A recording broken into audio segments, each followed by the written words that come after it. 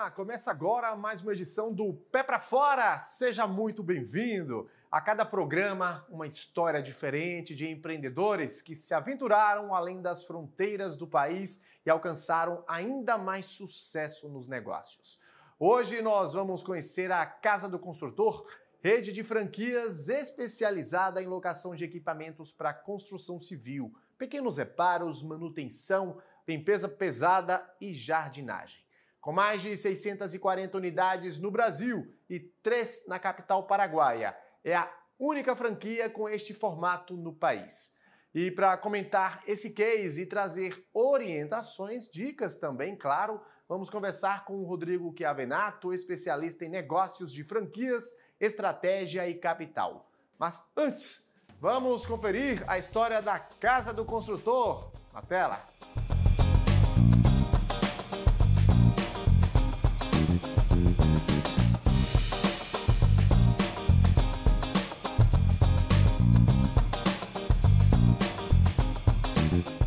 Sou Bruno Eloel Arena, diretor de expansão da rede da Casa do Construtor. Na verdade, estou nessa posição há 4 anos, liderando a companhia para esse crescimento exponencial dos últimos momentos e agora com o desafio também de levar a Casa do Construtor para a área internacional. Acho que esse é o grande próximo passo desse processo da exponencialização do conceito de negócio, que é ressignificação da posse, essa questão de locação de bens móveis. Isso é uma tendência de mundo, então acho que eu estou muito feliz, estou numa posição muito grata e com um objetivo e com uma estrada muito grande também.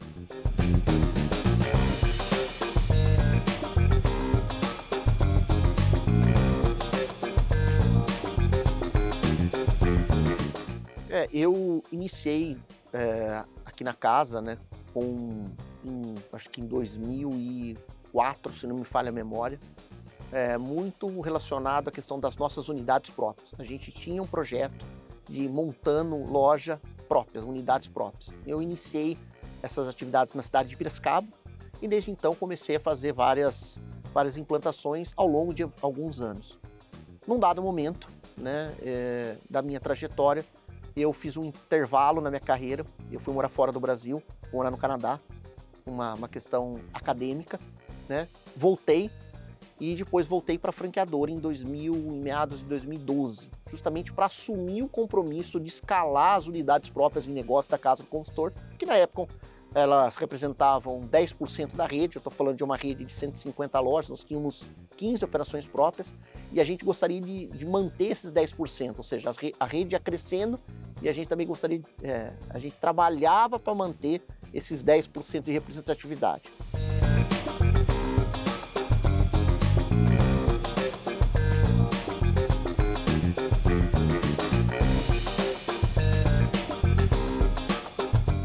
Ao longo do tempo, a gente foi percebendo que a locação de máquinas em relação à venda de material básico, ela era muito mais rentável, né?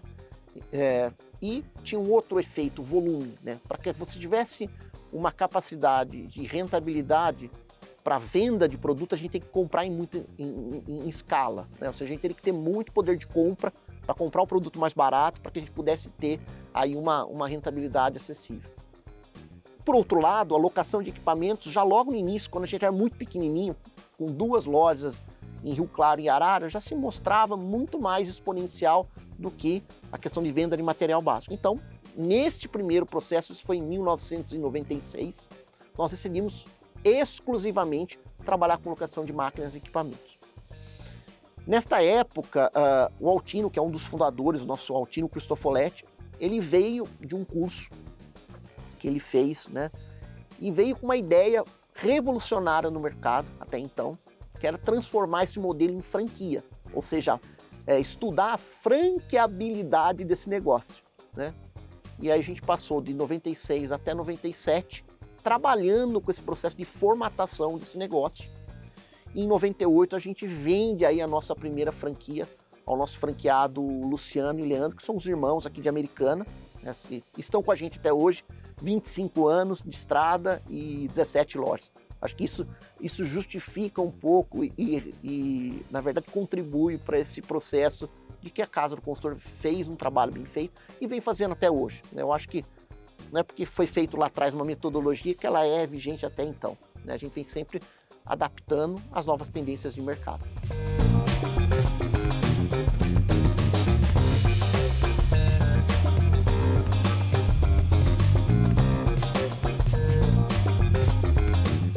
O nosso processo de exportação, ele tem relação com a exportação do modelo de negócio de franquia, né? Nós não exportamos máquina.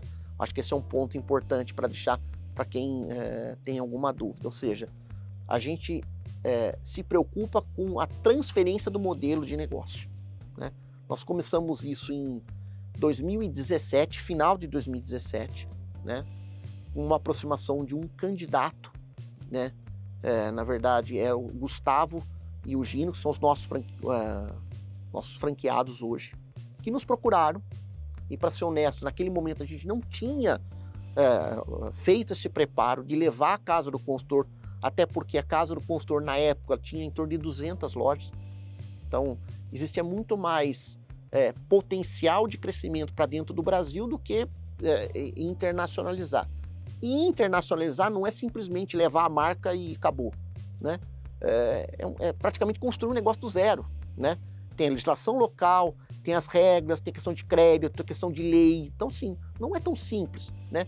E, de fato, tinha uma curva de aprendizado para ser feito.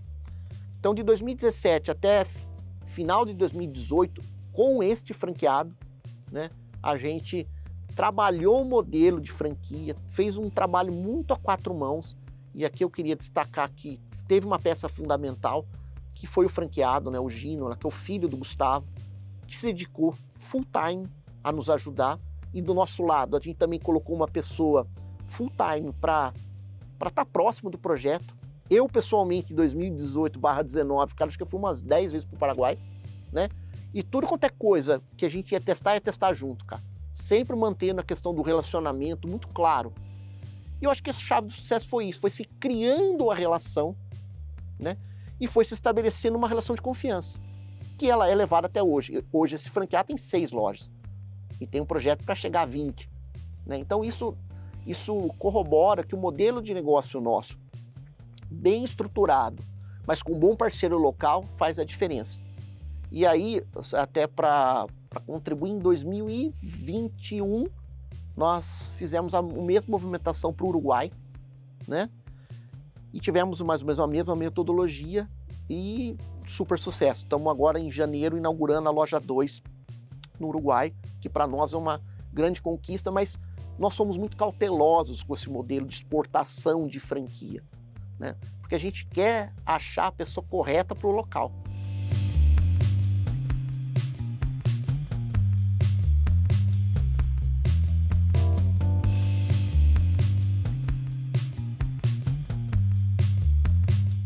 Nós estamos agora em vídeo de assinar a Colômbia, e o nosso compromisso em Bogotá vai ser justamente de repetir o modelo de dedicação local, né? Nós, da equipe aqui da franqueadora, e lá, logicamente, o franqueado local, de se dedicar nesse primeiro ano do projeto, porque a gente sabe que, cara, o primeiro ano é fundamental, né? E esse aprendizado tem que acontecer de mão de via dupla. Apesar do modelo, apesar de toda a sistematização, a gente constrói construindo. Eu sei que é um pleonasmo, né, de dizer isso, mas é muito importante. A gente é muito aberto a aprender. Eu acho que o sucesso da Casa Consultor nesses 30 anos tem relação a ser um eterno aprendiz. Sempre ouvir, sempre aprender, né? Eu acho que esse é um ponto importante e é isso que a gente espera do internacional, né? Na verdade, assim, quando você olha para Argentina, Uruguai e Paraguai, como o Brasil tem uma questão de tratado de livre fronteira, muitos produtos eu consigo mandar do Brasil para lá, né? Exemplo de andaime, betoneira, eu mando direto, né? E vice-versa, tá? A gente tem, por exemplo, a gente está desenvolvendo um fornecedor de andaime na Argentina que fornece produto para o Uruguai, tranquilo. O que a gente entende que vai ser um complicador, né? No caso da Colômbia. Na Colômbia a gente não tem ninguém conectado, né? Então a gente depende exclusivamente de uma exportação externa de algum fornecedor. Então a nossa grande preocupação daí para esses casos é desenvolver um fornecedor local que possa atender. Agora, todos os países, assim, eu vou chamar de Colômbia para cima, tem muita influência americana. E de maneira direta ou indireta, os fornecedores já estão. Então, a nossa maior preocupação é garantir que o produto chegue em condições ideais para o franqueado de lá, a um custo-benefício interessante. Acho que esse é o nosso trabalho. Porque a norma, isso já foi discutido lá atrás, né? Por a universalização desse tipo de produto, né? Então, acho que essa é uma vantagem competitiva que a gente acaba tendo, né? Eu não preciso ter que regulamentar o produto local, ele já foi, né? Isso me dá tempo, isso me ganha tempo nesse processo.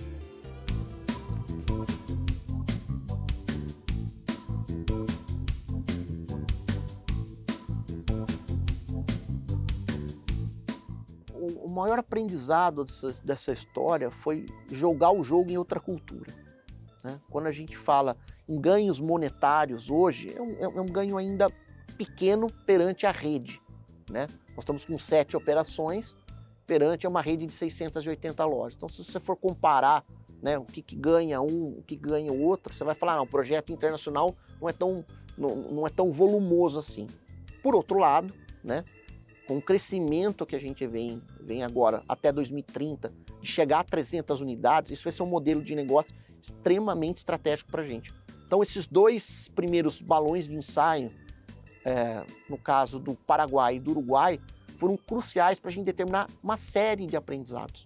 Eu acho que esses aprendizados formaram o book da expansão internacional. Eu acho que é isso que foi o maior ganho, e esse aprendizado não tem preço, né? Não dá para quantificar o que isso significou aqui para dentro, né? Por isso que hoje a gente está muito tranquilo em fazer esse processo, o avanço internacional e logicamente, de avançar com locais que sejam estratégicos, exemplo, a Colômbia, Panamá, México, justamente porque são regiões que a gente entende de alto potencial de impacto desse modelo de locação de máquinas e equipamentos e que não tem. Eu acho que esse é o ponto, né? E é aquela tal história, né? Quem forma a cultura primeiro bebe água limpa.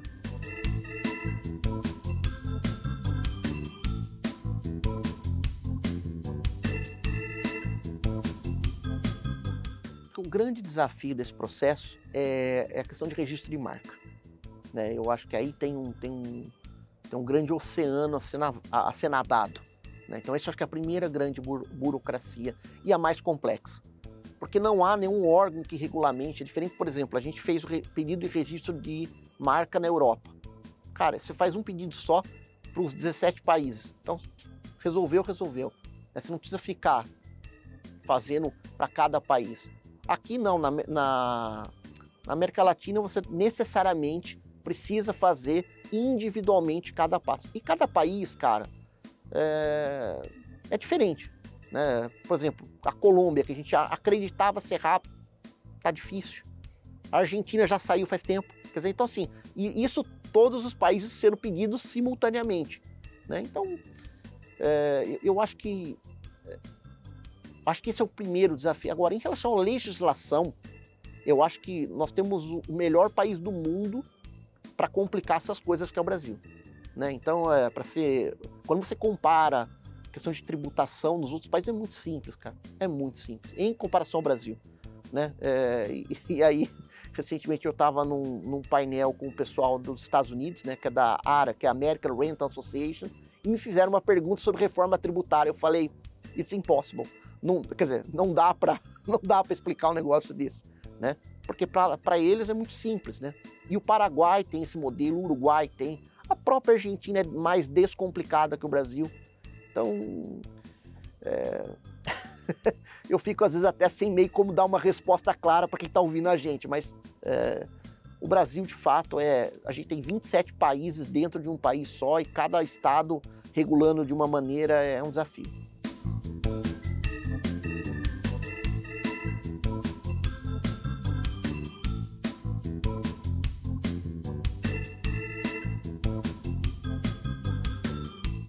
Em 2024, nós já temos 4 países mapeados, que a gente, de fato, está olhando e com estratégia montada.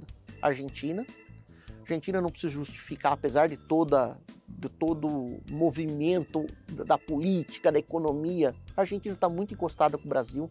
A Argentina é ela tem uma relevância econômica para o Brasil em relação às transações intra-países, né? Eu acho que aí tem um desafio. Para a gente, a proximidade também, porque Paraguai e Uruguai, eu estou no Rio Grande do Sul, cara, por estar na Argentina, quer dizer, eu formo ali um núcleo estratégico, então por isso que a gente vai. Inclusive, hoje eu assinei a primeira circular de oferta de franquia da Argentina. Estou super feliz, essa é a primeira mão, inclusive, estou trazendo essa notícia. Nós estamos concretizando a Colômbia. A Colômbia é um país extremamente estratégico, né? Por toda a geografia que ela representa, com Bolívia, com Peru, e eventualmente uma aproximação também com o Chile. Panamá, eu estou falando da América Central, então o Panamá é o hub ali que cuida, na verdade tudo vai para o Panamá, e México. México é a porta de entrada para os Estados Unidos, né? Mas no nosso caso, a gente não está olhando entrar nos Estados Unidos, a gente está olhando para olhar o México. O México é o tamanho do Brasil, então tem baita potencial a ser desenvolvido.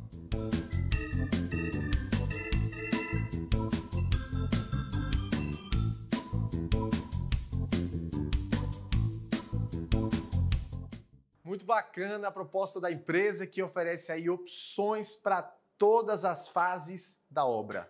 E depois do intervalo, vamos conversar com o Rodrigo Chiavenato, especialista em negócios de franquias, estratégia e capital. O programa Pé para Fora volta daqui a pouquinho. Não sai daí.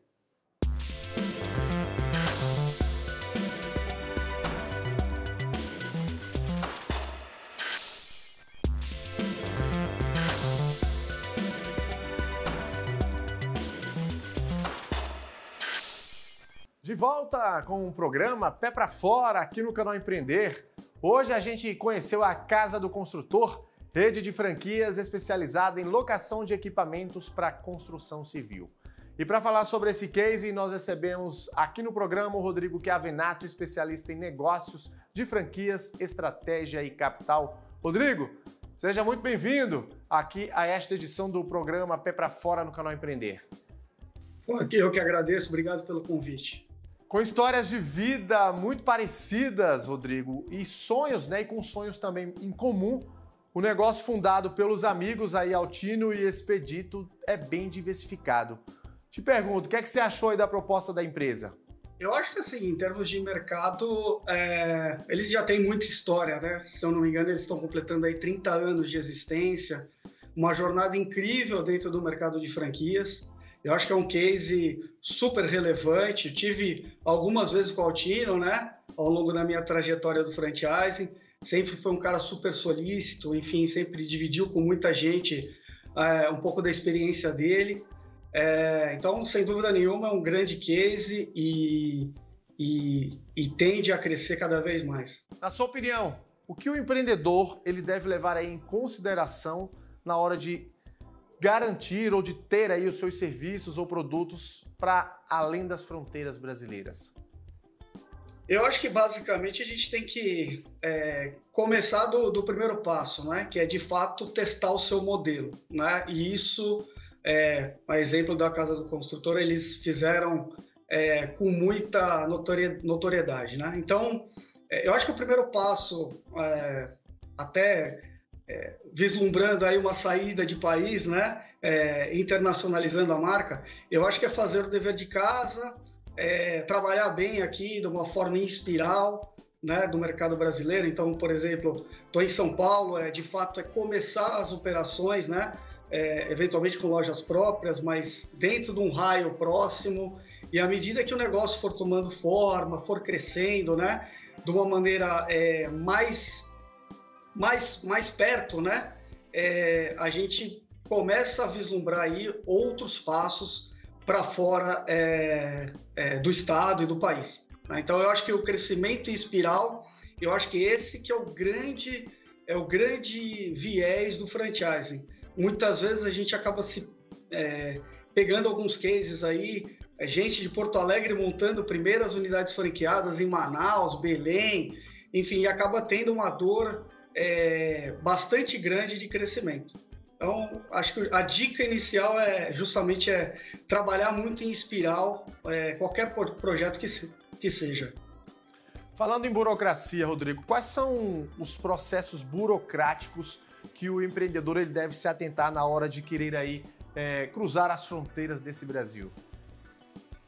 Eu acho que basicamente é entender o modelo de negócio, primeiramente, né? Saber que o Brasil é muito grande, né? A gente, basicamente, aí cada estado é um país, né? Então a gente precisa ter um pouco de detalhamento em relação ao plano de expansão, né? Mas, assim, existe muita oportunidade, né? Eu vejo o mercado de franquias aí que nos últimos anos cresce a 2 dígitos, então não é à toa que é um mercado que está super em evidência, né? Mas o principal no que a gente olha aqui é a gente olhar o bom projeto, replicável de uma maneira bem consciente, né? Com crescimento bem sustentável. Você, como especialista em negócios, quais são as maiores dificuldades, digamos assim, e quais os desafios que esses empreendedores eles devem implementar na hora de fato, sair do mercado interno e conquistar aí o mercado externo? Basicamente é mapeamento de processos, né? A gente tem os processos muito bem definidos, né? Então isso impacta diretamente no sucesso de qualquer operação. Acho que o planejamento estratégico bem montado, né, e bem estruturado, ele te leva eventualmente para você angariar em mercados dentro do Brasil e fora do Brasil. Como precificar o valor desses itens, desses produtos que serão exportados ou que estão sendo exportados e que serão ali, obviamente, oferecidos aos consumidores? Essa questão da precificação, ela vem muito mais da franqueadora, no caso, né? Enfim, de quem desenhou o projeto, do que, de fato, quem vai acabar optando pela seleção do projeto na ponta. De fato, essa questão da precificação é um tema muito sensível, né? Que, infelizmente, hoje a gente vê algumas redes navegando numa dificuldade de relação com o franqueado, muito porque acabaram não fazendo esse tipo de conta, né? Acabaram simplesmente precificando de uma maneira onde não dimensionaram que a ponta, em algum momento, teria que remunerar o franqueador e disso acaba saindo do resultado dela, né? Então acaba diminuindo o resultado do empreendedor, né? E ele acaba se sentindo, entre aspas, lesado, porque esse valor eventualmente não estava computado num demonstrativo de resultado. Quais as vantagens para quem de fato aposta nesse mercado? Hoje, no mercado aí, sul-americano, né? A gente, querendo ou não, a nossa moeda ela está fortalecida, né? Então, acredito que isso tende a trazer bons frutos para quem levar o projeto para esses respectivos países. Quando a gente fala da importância desse planejamento, dessa capacitação, dessa qualificação, é importante, né, Rodrigo? A gente também falar do Sebrae, né? O Sebrae ele é uma entidade fundamental para quem pensa aí, ou para quem pretende empreender, não só no Brasil, mas também lá fora, né? Sem dúvida nenhuma. O Sebrae é um ativo do povo brasileiro, né? E a gente precisa usar e abusar dele, porque, de fato, profissionais relevantes atuam apoiando empreendedores brasileiros, né? De pequeno e médio porte. E acho que, sem dúvida, é um local onde o brasileiro ele pode se apoiar bastante. E para quem ligou a TV agora, para quem está aí nos assistindo nesta edição especial do programa, Rodrigo, qual é a sua dica, qual é a sua mensagem para quem pensa em exportar, para quem pensa aí em cruzar as fronteiras? Eu gosto muito do famoso dever de casa, né? Eu acho que fazer um dever de casa bem feito no nosso mercado local, eu acho que tende a apoiar muito o desenvolvimento do negócio de uma maneira externa. Então, eu concentraria os esforços no mercado brasileiro e prepararia esse desejo de ir para o mercado externo, como uma segunda rodada. Eu acho que eu vejo muito isso. A gente trabalhar dentro de casa e usar como um segundo passo o mercado externo, que é um mercado, sem dúvida nenhuma, absolutamente interessante, porém, ele tem suas particularidades. A gente precisa tomar bastante cuidado. Já vi N casos de marcas brasileiras bem renomadas que acabaram tendo bastante dificuldade porque não planejaram de uma forma estratégica a ida a mercados externos. Ou seja, como em qualquer negócio, como em qualquer modelo de negócio, né, Rodrigo? Independentemente do tamanho, é necessário esse planejamento. Eu acho que o caminho é esse.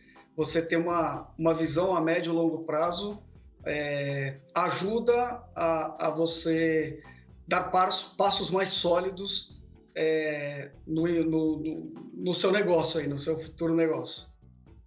É isso, meu amigo. Rodrigo Chiavenato, especialista em negócios de franquias e estratégia de capital. Eu quero aqui, mais uma vez, agradecer sua participação conosco nesta edição do programa Pé para Fora aqui no canal Empreender.